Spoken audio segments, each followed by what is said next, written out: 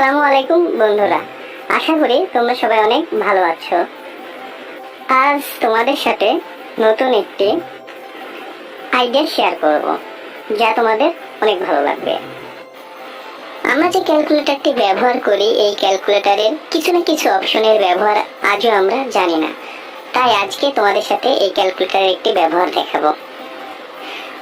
তাই আমি 991 এমএচ সিরিজের একটি ক্যালকুলেটরের ব্যবহার দেখাবো। স্ক্রিনে যে ক্যালকুলেটর দেখতে পাচ্ছ, এটি 991 এমএচ সিরিজের ক্যালকুলেটর। এছাড়াও এমএচ সিরিজের আরও ক্যালকুলেটর রয়েছে 100, 570 এমএস ক্যালকুলেটর। এগুলোর সবগুলোর ব্যবহারই একই রকম বলা যায়। তুমি যদি এই ক্যালকুলেটরটির ব্যবহার দেখো, তাহলে বাকি দুইটি ক্যালকুলেটরেও তুমি একইভাবে এই ব্যবহারটি করতে পারবে। স্ক্রিনে তোমরা একটি ম্যাথের রাশি দেখতে পাচ্ছ। এই রাশিটির তুমি ক্যালকুলেটরে উঠিয়েছো, কিন্তু তোমার কোনো একটি জায়গায় কোনো সিম্বল মিস্টেক হয়েছে। তাহলে কি তুমি সম্পূর্ণ রাশিটিকে মুছে ফেলবে? না, তোমাকে সম্পূর্ণ রাশির মোছার প্রয়োজন নেই। তুমি ক্যালকুলেটরের রিপ্লে বাটনের লেফট পাশে চাপ দিয়ে যেখানে মিস্টেক হয়েছে সেই জায়গাটিতে চলে আসবে।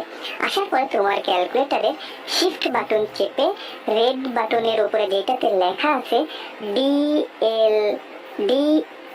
DEL অর্থাৎ ডিলেট, এই বাটনটিতে চাপ দেবে। তার নিচে দেখো INS অর্থাৎ ইনসার্ট লেখা। ইনসার্ট মানে হচ্ছে যুক্ত করা।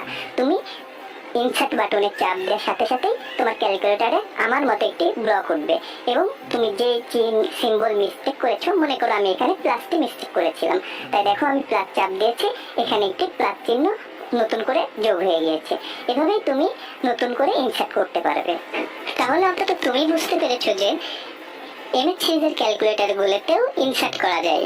অনেকেই মনে করে যে এমএচ সিরিজের ক্যালকুলেটরগুলোতে নতুন করে ইনসার্ট করা যায় না, শুধুমাত্র ইএস ক্যালকুলেটরগুলোতেই করা যায়। কিন্তু না, দেখলে তো বন্ধুরা, এমএচ সিরিজের ক্যালকুলেটরগুলোতেও তুমি ইনসার্ট করতে পারো।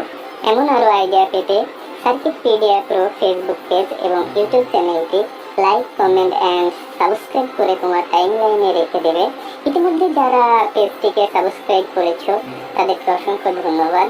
ও হ্যাঁ, আরেকটি কথা, এই পেজটিকে অবশ্যই তোমার বন্ধুদের সাথে শেয়ার করবে। ধন্যবাদ সবাইকে। আবার দেখা হবে নতুন টিউটোরিয়ালে। আল্লাহ হাফেজ।